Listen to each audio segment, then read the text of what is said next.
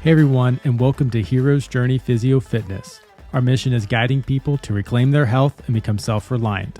I'm your host, Dr. Cameron Hogue, and joining me is my co-host, Annabelle Rios. All right, we are going live in 3, 2, 1. Welcome, guys, to another fantastic episode of Hero's Journey Physio Fitness. You know what time it is. Go like the podcast. Share the podcast, guys. Help it grow and flourish. To the ends of the earth. To the ends of the earth. We need your support. We want to keep growing this. We do this, guys, for you. You know, we have a full-time job, so we want to support you guys and also help those others, people in need. So follow us on social media. We're gonna link. We always have the link tree in the description. Check it out. Maybe even share it, so we can help other individuals. We do have a big update though about our cadence of when we're releasing episodes. We've been doing them weekly. Cam and I were talking about this. You know, there comes a point in time, I'm sure you guys have seen it, with like when you're creating content, it can be challenging at times. And then sometimes you can get lost into the whole let's just put something together and hopefully it works. Hopefully it's good enough. We don't want to do that. We want to still deliver high quality episodes to all our listeners out there. So with that said, we're moving from weekly to every other week because we're also trying to do other things with Hero's Journey to help it grow. We'll keep you guys posted. We don't want to reveal all the secrets. So now you can expect it every other week. You have anything to say on that, Cam? No, I'm having a baby too, so that's another reason as well. Yes. Apparently they're needy. Exactly, and you know we want to give you good stuff. Exactly. We haven't talked about Legions in a while, but we're going to give you our good old Legions pitch. So Legions Athletics is the #1 brand of all natural sports supplements in the world, and there's a few good reasons. Number one, all products are 100% natural. That means no artificial sweeteners, flavors, or dyes. Number two, Legions doesn't use any proprietary blends. What you see is what you get. And number three, Legion only uses the clinical effective dose of ingredients that have been proven to work. They're not just throwing junk in there. So if that sounds like you would like to buy something from them, they also have more than just protein. They have vitamins, pre-workouts, a lot of stuff. Mm-hmm. Head on over to www.legionsathletics.com. Use code HEROES, that's HEROES, to get 20% off your first order. And if you use that code, you get double loyalty points on every order after that. That means free things. And they also have a lot of promos going right now. I just made a purchase the other day from Legions. I think they have a pre-Black Friday sale going on right now. So check them out, guys. We really like their cinnamon cereal protein. It is the bomb. It is my favorite one. It's the best. It's a little treat. It is. Little dessert after a workout. Guys, we have a topic today that I think will be helpful. It's a little in depth. I don't know if we'll be able to share a PDF, but if you really like what is said today, you can always email us, and we can definitely get the PDF to you in that way. Yeah, we'll try to put it in the show notes. We'll try to put it in the show notes, but I don't know if PDFs have to be housed somewhere. But anyway, if we'll try and get in the show notes. If it's not, email us, and we'll be able to get you a copy of this, because today we're talking about if you are someone who has low back pain, you'll want to listen, because we're going to talk about how to fix it. If you are in the U.S., you most likely have low back pain. It is a very common occurrence. We'll talk kind of about statistics here in a second. I do want to throw out one disclaimer. For the best outcomes regarding any sort of pain or functional improvements, you need to have a specific approach to your pain and not just a generic one. So this is obviously more of a generic one because I can't individually, create this for you. It's kind of going out to the masses. So always consult with your MD and your local physical therapist for the best outcomes. But I do think with this knowledge, you'll be able to start fixing your low back pain. So yeah. Yeah, we're just laying the foundation in this episode. So low back pain it happens a lot. So we got some statistics here. I think we've talked in a previous episode about this, but low back pain is one of the most common reasons for a visit to the doctor. which is kind of surprising. People might think other things, but it is one of the main reasons why someone will actually book an appointment and go see their doctor. And with that, billions, with a B, billions of dollars are spent in the management of low back pain each year. So it's a lot. I mean, and it's not just like physical therapy. It's talking about surgeries, medication, MRIs, like anything that's having to do with the management or diagnosis or treatment of low back pain. That's in that number, and that's a B with a billions. B, billions? Yeah. The crazy part is most interventions are largely unsuccessful. So like I cannot tell you how many times someone comes and sees me for low back pain that had a lumbar or low back fusion where they fuse the vertebrae together, and they come and see me and they go, Cam, I'm still having back pain. And think about how much money a spinal fusion is. I mean, surgeries are expensive in general, but when you get close to the spine, neurosurgeons, they make a pretty penny. They're in the Beverly Hills, if you know what I'm saying. That is crazy that they're still unsuccessful after going through many treatments, different options. And I guess we're going to get into some better strategies. Yeah. It's the hardest thing to treat. It's the most we see in rehab, and it's the hardest to treat because it's so variable, and everyone doesn't present the same, even if it's like the same diagnosis, like it's a bulging disc or it's a muscle strain or whatever. So would you say it's like you don't know how they got there?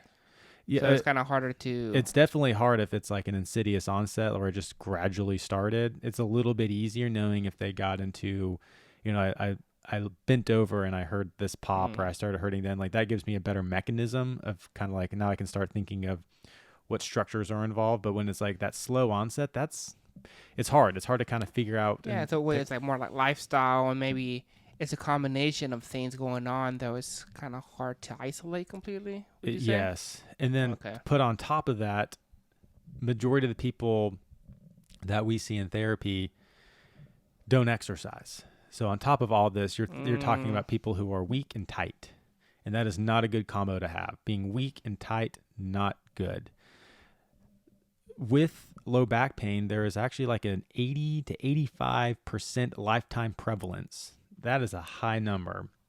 Like some people will never have hand pain that is ongoing for, longer than a couple weeks and everything. Yeah. A lot of people might not have hip pain or whatever, but there's a 85% lifetime prevalence that someone will have low back pain throughout their life, which is a big number. With that, and because as we were talking earlier, it is very variable, I do want to make the distinction between acute and chronic low back pain.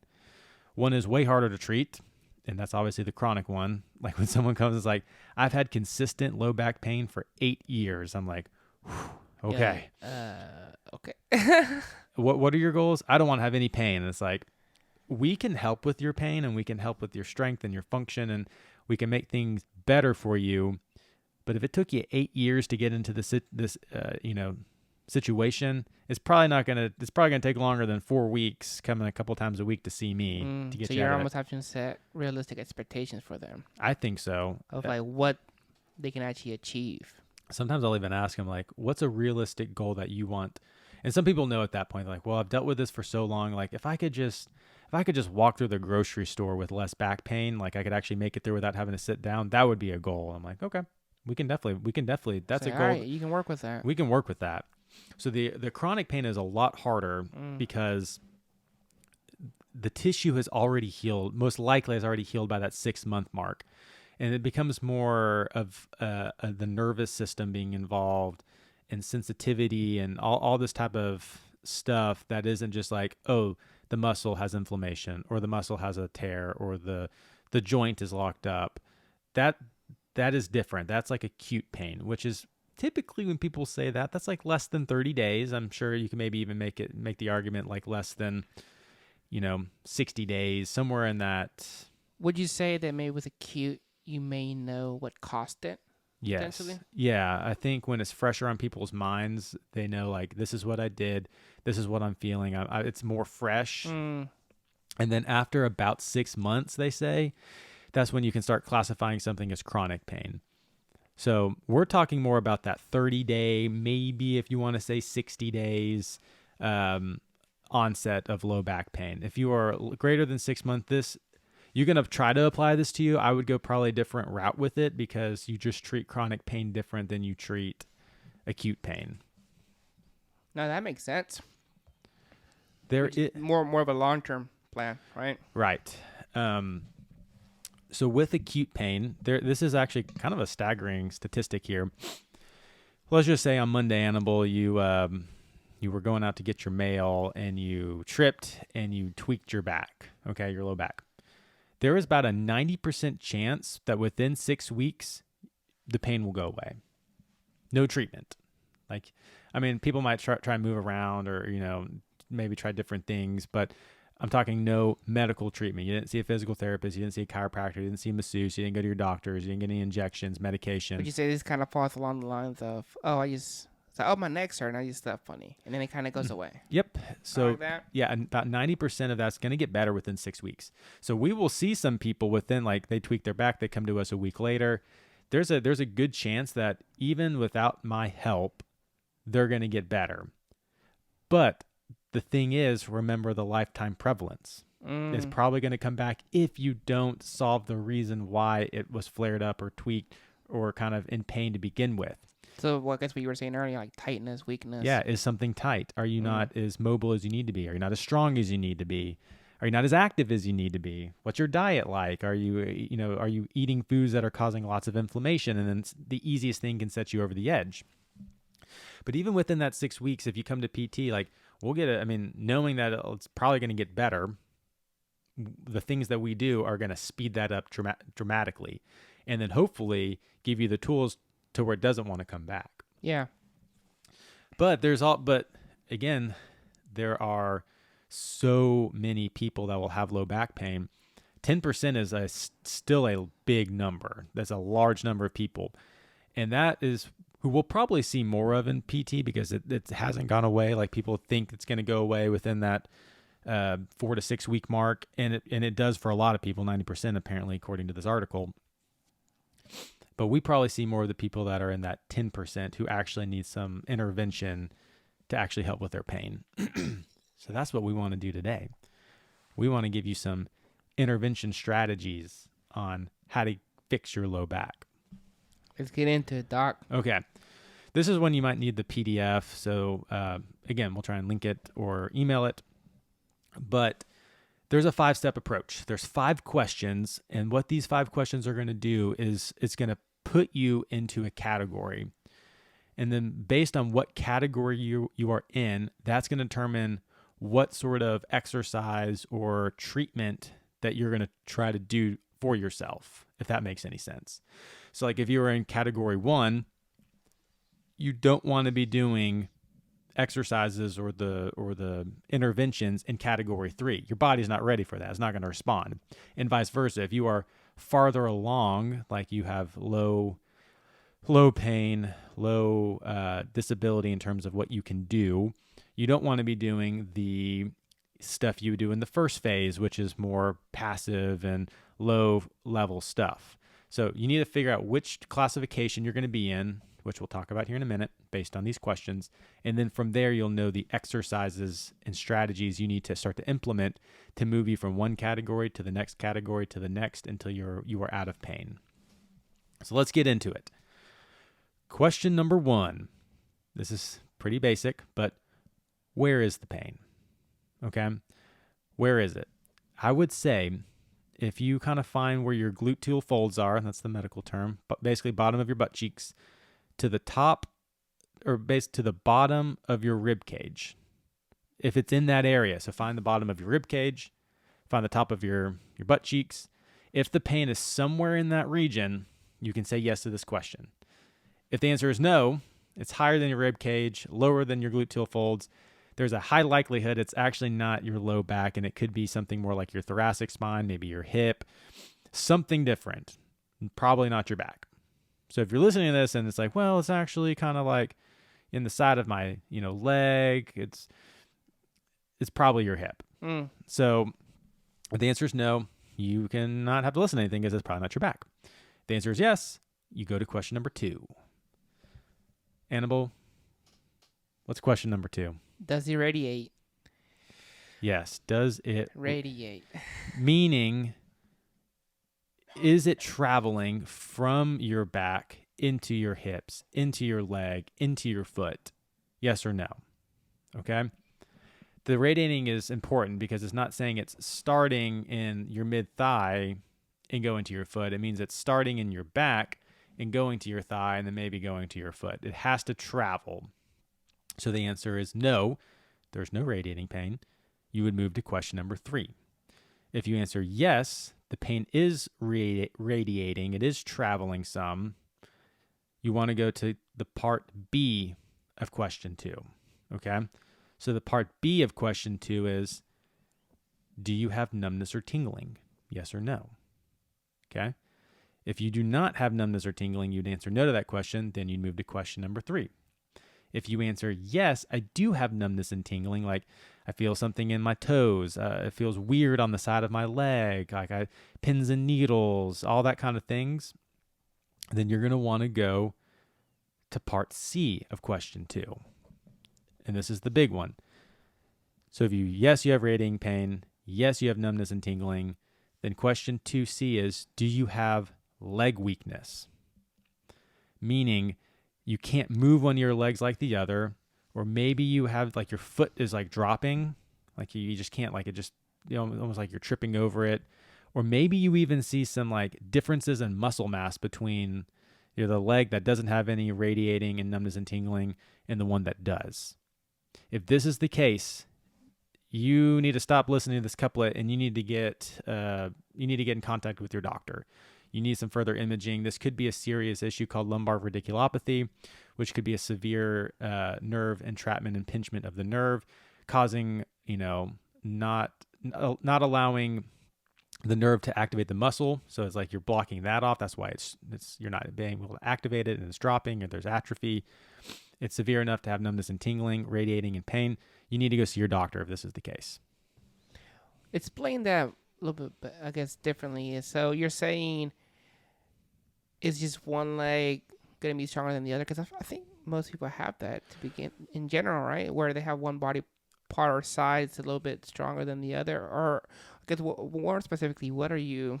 Yes. What signs could they really check for? That's a good question. So yeah, everyone's gonna have more of a dominant side. Yeah. This is more of like your legs giving out on you, like, and it's not just like, oh, my knee buckled. It's like my leg is giving out. Like I went to go up some stairs and it feels so much weaker than the side that has no numbness or tingling. Or again, like your foot you're not able to like dorsiflex or like lift your foot up when you walk, and you're almost like constantly like tripping over your own foot because that muscle isn't being innervated enough to do its action of like lifting up. So I would say if the leg is like giving out on you, or if the foot is dropping, that's a pretty severe sign. Now if you're like, it just feels like maybe the other leg can do like 5 pounds more, that's different. That's not what we're talking about. There's a significant difference in strength between sides. Significant. Okay. Yeah. Is it making sense so far, Annabelle? No, it makes sense. Okay, so question 1 is, where is it? If it's in that area, you answer yes, go to question 2. If you answer yes to all the parts of question 2, you need to go to your doctor. I wouldn't even listen to the rest of this podcast. I would go make an appointment right now. Now, if one of those are a no, or even radiating pain is a no, now we need to get into question number 3, which is, how would you describe the pattern of your pain?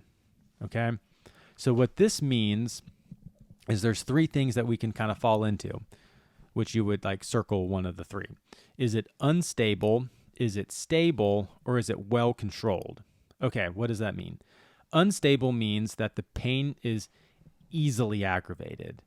That means you are highly irritable. Like the most minor movements are, of the spine are really provoking your pain.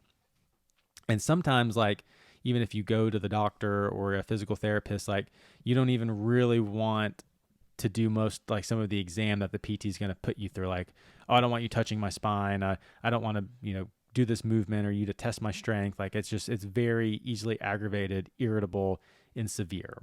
Okay, so that's what unstable means, and you'll know if your pain falls into that category.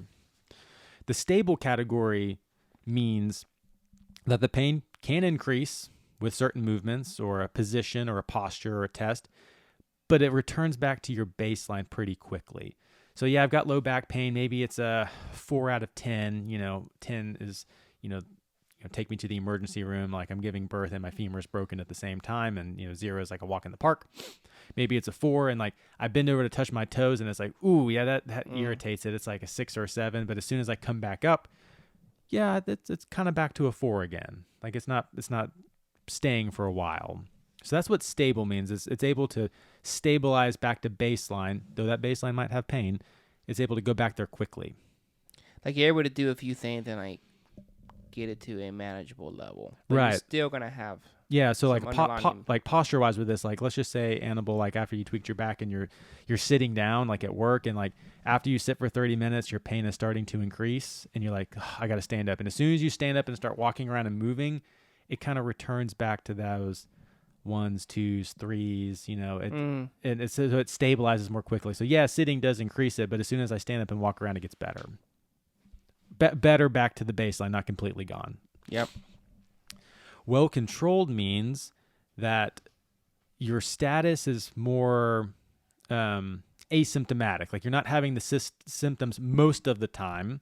Like it could be a 0 now, but now there's still certain performance activities that increase the pain. Like, yeah, when I do lift and move the couch, like the back pain kind of comes on, but when I stop, then it's completely away. So well controlled is you don't have it, but there are certain things that can increase it, but then it goes back to like a 0. Does that make sense? Oh, that makes perfect sense. Yeah.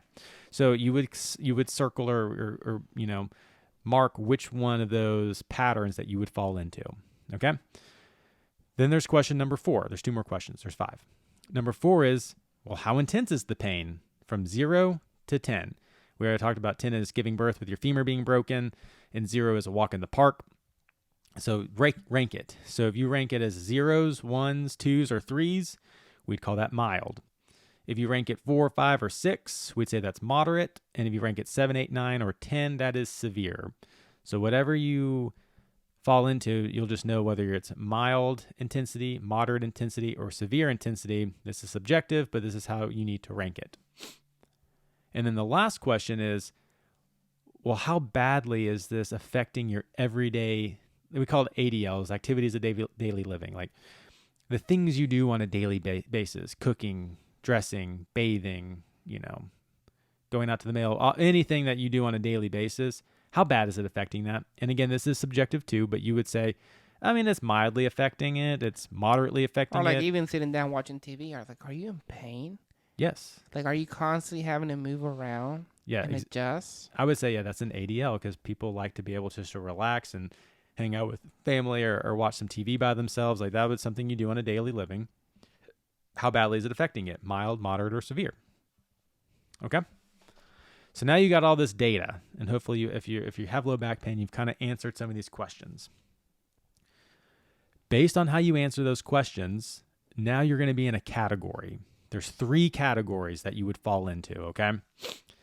And I would say that, number 1, if you find yourself between categories or between these classifications, round down to the one that has more pain or more disability. Like you always want to err on the side of like, I'm worse off than I am than better than I am. So that way you can be in the category that is more apt to treat your pain, okay? So the 3 categories that you could potentially fall into based on how you answer those first 5 questions are, number 1, there's the pain modulation category. We're just trying to change your pain, control it, have it go down. Then number 2, there's the movement control category, where now we're starting to actually incorporate some movement, starting to stretch and load the tissue some. And then the 3rd category is functional optimization. Now we're actually trying to do things that you do on a daily living, more functional things, squatting and pushing and pulling and carrying, stuff like that. So those are the 3 categories. This is how you know if you're in the pain modulation category. So question number 3, which was the pain pattern, it was the unstable, stable, or well-controlled. If you answered unstable, you are in the pain modulation category. Okay? Congratulations, guys. Congratulations, you're in the pain. Did it. We did it. You were in that category. I feel like I've been very serious today, Annabelle. That's why I threw that joke in, Cam. Thank you. You're welcome. We're talking about pain here. Pain never sleeps. There's pain everywhere. Sometimes I tell my patients, if you make pain your friend, you'll never be alone. they don't like that. So the question number 3, the pain pattern, if you say unstable, you're in the pain modulation. Or for question 4, the pain intensity, if you're saying it's moderate to severe, you would be in the pain modulation category. Congratulations. And then with the pain disability, which was question number 5, if you said it's severely affecting what you do on a daily basis, you're in the pain modulation category. Again, if you were in between, let's just say like your pain pattern's more stable, but your pain intensity is severe, you would be in the pain modulation. So you round up. You always, you want to round to the one that has either more pain, more disability, or more unstable. It's like math. You have to round up, guys. Yeah. So movement control category, that classification, for question number 3, the pain pattern, if you said stable, you'd be in the movement control. If you ranked your pain intensity low to moderate, which was question 4, you'd be in the movement control category. Or on question 5 with the pain disability, if you ranked it as moderate, you'd be in the movement control category. Again, you'll round up or down depending on how you answered those questions. And then category number 3, which is the functional optimization category. Question number 3, with your pain pattern, did you say well controlled? Pain intensity, which was question 4, is it low or absent, like no pain to very low pain? That kind of rhymed. And then question 5, which is the pain disability, like how badly is it affecting your activities of daily living? If you marked low, you'd be in the functional optimization category. The goal with this is obviously to move from one to the next until you are no longer you're no longer in pain and you're doing everything you were doing before. So if you're pain modulation, you want to move next to the movement control, and from the movement control, you want to move to the functional optimization. So I guess a question for you, Doc. What's up? So somebody could look at this and say, okay, I've progressed from pain modulation to movement control, and now I'm in the functional optimization. When does that end? I would say it ends when you have, because we're talking about acute pain, which we know can go away, not someone who's had pain for 18 years. Like this is not, you can try this, but this is not really what I would do for you. So I'd say when you have no pain, no disability, and you're able to do everything you need to do on a daily basis. But I guess what I'm getting to is you wouldn't just say, okay, now that you're better, stop doing everything you're doing. Oh, I see what you're saying. You see what I'm saying? Like, I always encourage people then to get into the gym. I say, hey, we got that's the 4th phase. What I was trying to get to. Yeah, so there is a 4th phase, and I can't do that as much in physical therapy, and that's why we do the podcast and why we coach clients and everything, because we do want to get people stronger, more mobile, more fit, healthier, which will help prevent. I would say, that is the fifth step. People are most likely out of my care at that point because insurance usually stops paying once people are in no pain and can do everything they need to do. So they don't want them to stick around for me to get them on a strength program, which is fine. That's why we're doing this. But the 4th one would be gym membership. Let's get you active, healthier, fitter, all that kind of stuff. Cool. Okay. Now that you know which category you're in, I want to give you some ideas of how to actually now to start to manage your pain. Pain modulation. You found yourself in that category. There's about 5 things that I would suggest you try to see if you can do them and which one helps the most. The first thing you should probably try to do is, we call it direction of preference. You're basically trying to find a position or a movement that relieves the pain or makes it feel better. Like, it doesn't take it maybe fully away, but it's like, it's a little alleviating. It's a good stretch. Like, it feels good. Some of those positions are Maybe it's trying to touch your toes. It's bending over. Maybe that makes the pain feel better. Maybe it's leaning backwards, like extending. Maybe that makes the pain feel better. Maybe it's twisting, like that actually feels good and it's like alleviating. Or maybe it's what we call side bending, like you're not going forward or backwards or twisting. It's like you're kind of going to the side. Maybe that helps to alleviate the pain. Whichever one of those, try them. Try each one of those 4 directions. See if one of them help. If one of them does, like if extending back feels really good, we're going to capitalize on that. I want you to do 10 to 20 reps. I want you to do it throughout the day. Meaning you get up during work and you bang out 20 like extending backwards. You just do that throughout the day. And what we're trying to do with this direction of preference is starting to control and decrease the pain, stabilize the pain so that we can actually do other things. Does that make sense, Annabelle? Mm-hmm. So that's what that means, is you're just trying to find a movement that helps the pain, and we're going to capitalize on that and repeat. Another thing you can do if you're in this kind of severe of pain is you might need to have like a manipulation or mobilization on your spine, which is that crack or pop in your back. We do recommend a good physical therapist for this. I'm not going to tell you to try and pop your back yourself. Some people do that and it feels good. I'm not promoting that. I'm not saying you should do that. But you would say that's more temporary relief, right? Yes. All this stuff is so that you progress to the next phase. You don't want to stay in one phase forever. You don't want to stay in that I need to constantly crack my back or I need to constantly see my therapist or chiropractor to pop my back, because you want to progress to the next phase, because you can get temporary relief from that for 100%. It's been shown in research and people debate on the reason why you're getting that temporary relief, but you get it. You just want to then move as the pain gets under control and you start to have, again, stable pain pattern, low to moderate pain, all that kind of things. You want to move to the next category.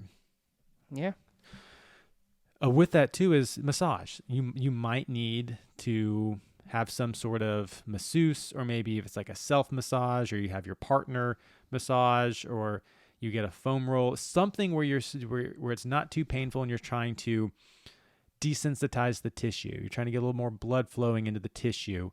And typically with a massage, it's you're not doing too much movement. Something's being done to you, whether you're rolling on the foam roller or someone's massaging you or whatever. There's not a lot of movement, so the spine isn't moving too much, so you can kind of actually start to desensitize the tissue. So if you're in that category, we would recommend massage. In this category as well, there's this thing called lumbar traction. We're going to link a picture down in the show notes that kind of shows how you can have somebody do this to you. All you need is like a belt or a strap or something like that, or maybe even just a towel. But that is pulling the spine apart.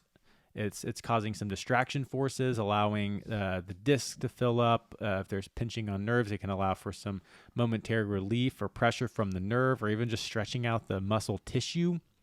Feels really good. I recommend holding that for about 30 seconds to maybe up to a minute, and repeating that 3 to 10 repetitions if someone is willing to do that on you.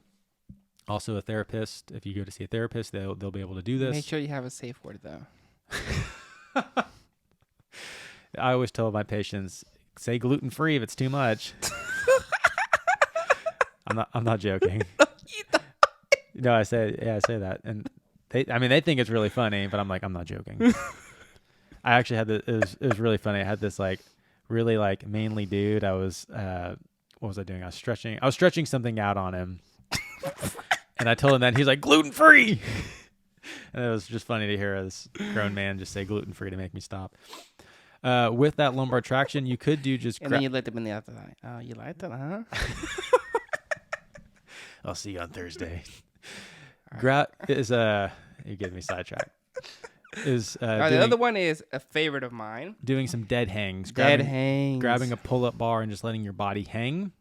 That's going to give you some great traction force through the spine. Obviously, that might not be feasible for some people, but that's a great way. I'd say hold it for as long as you can, maybe up to 30 seconds. Repeat for 3 to 10 rounds. And the last thing you can do if you're in this pain modulation phase is what's called active rest or active recovery, where you're going to try and find some cardio-based exercise or a machine or whatever that does not irritate or increase the pain. And we've got to get the body moving. Maybe walking doesn't hurt it. It feels good to walk. My pain isn't going higher.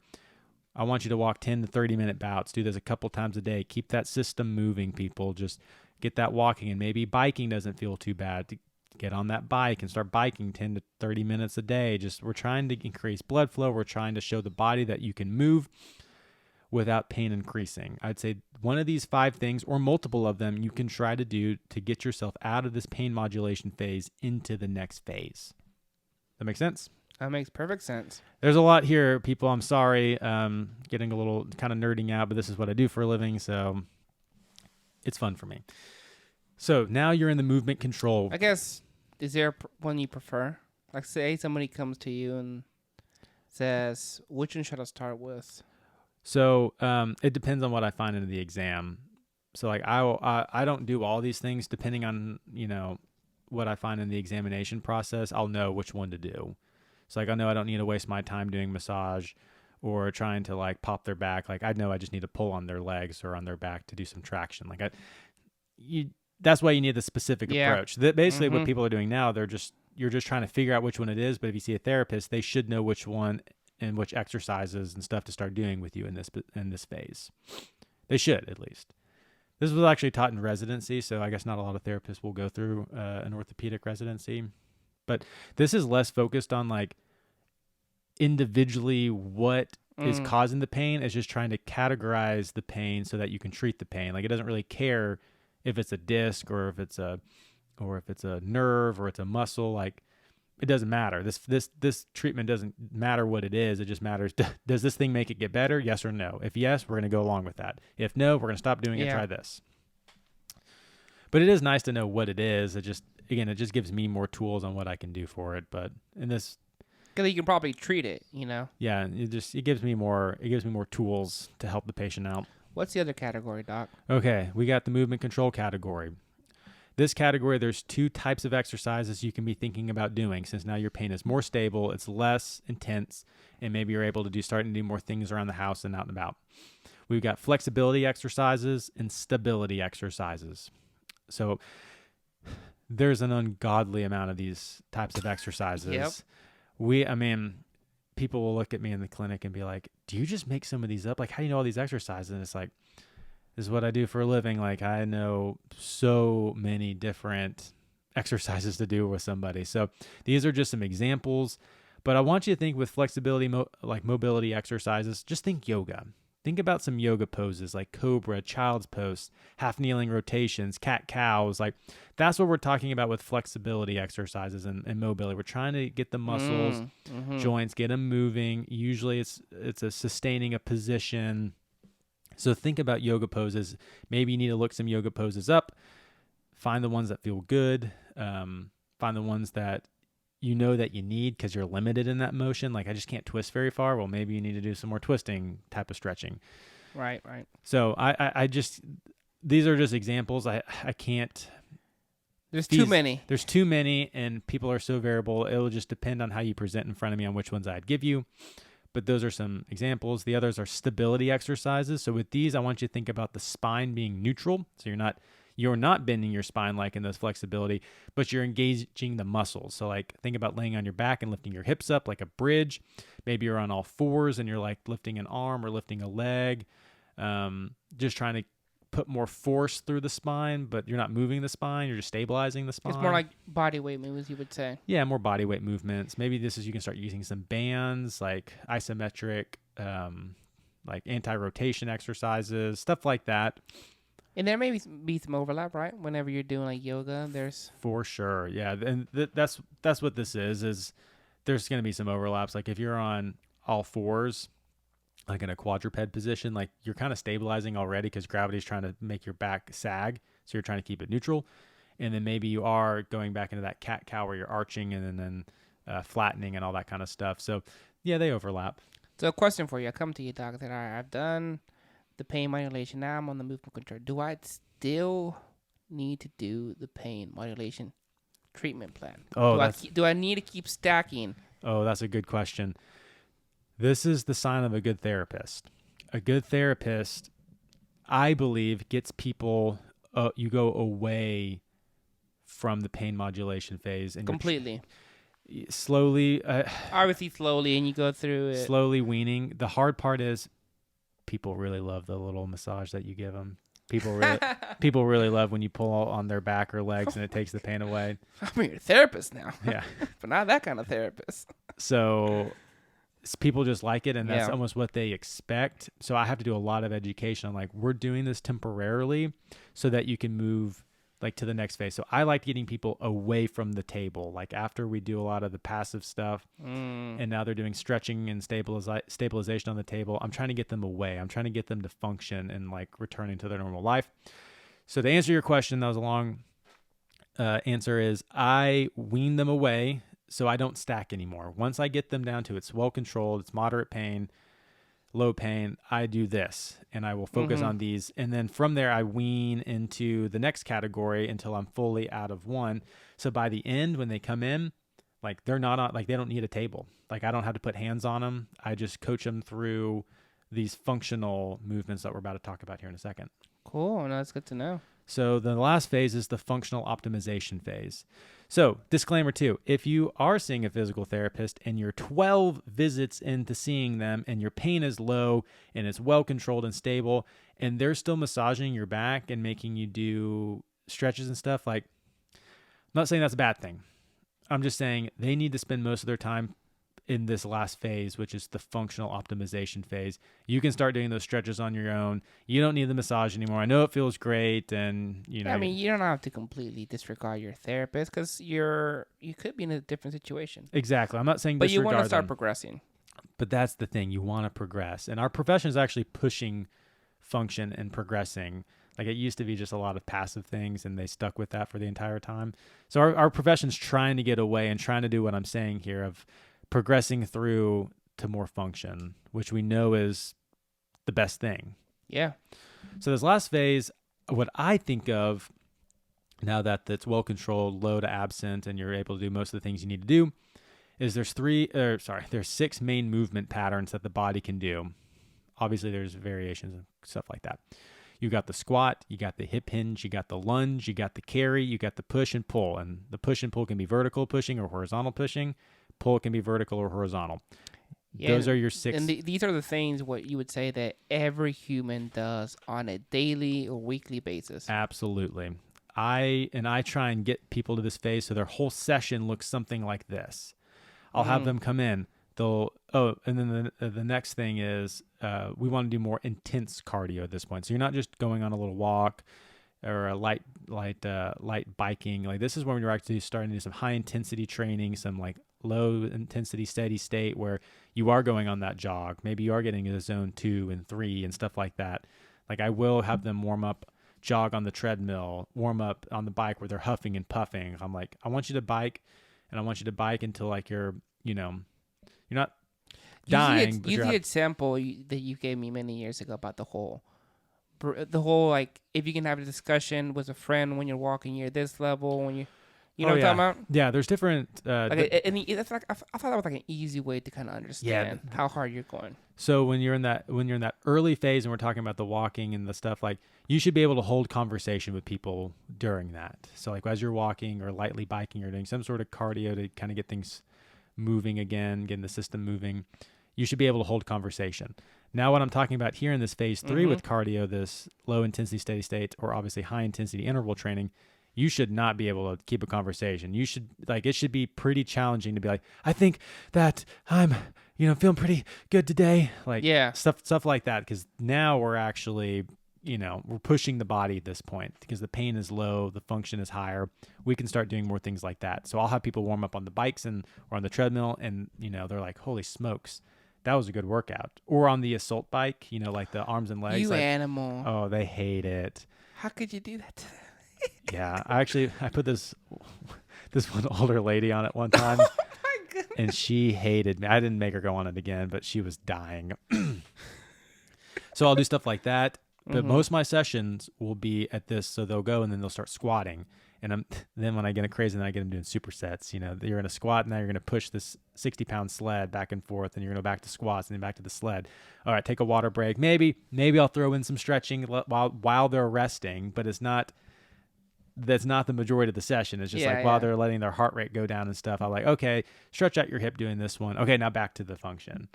So this is when it gets fun because people will be like, I didn't actually believe that I could, I've had 80-year-old ladies deadlifting the barbell and adding weight onto it. That's awesome. Yeah. And they're like, I didn't believe I could lift that. My doctor said I'd never lift more than 10 pounds again. I'm like, we have an episode on that. Check it out. Yeah, we got one on that. So that would be an example of number 3. And then as Annabelle said, we kind of have a fourth one, which is now you got to start to carry this over to the gym. You got to start getting in shape. Training continues. The training continues. If you need coaching, message us. Because I think a lot of times, not just with PT or a lot of things in life, you're like, okay, I feel better. I solved whatever it might be. I'm done. I don't have to do anything else. But it's still kind of a part. I almost consider it as a way of caring for self or self-care. It's like you need to keep training and lifting to prevent, reduce, because I don't want to say completely eliminate, because that's things happen, but you're increasing your odds.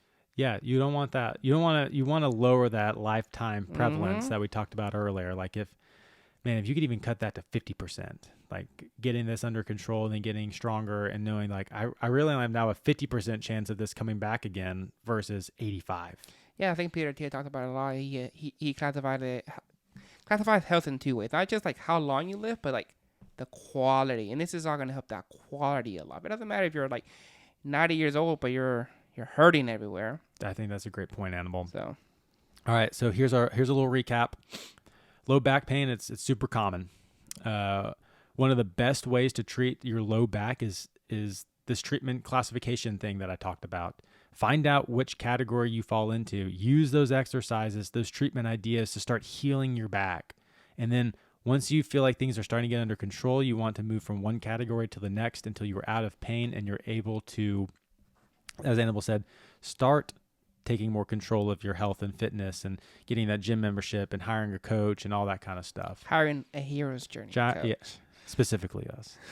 Yeah, so call to action, find which one you fall into. Pick some of those exercises to start decreasing your pain.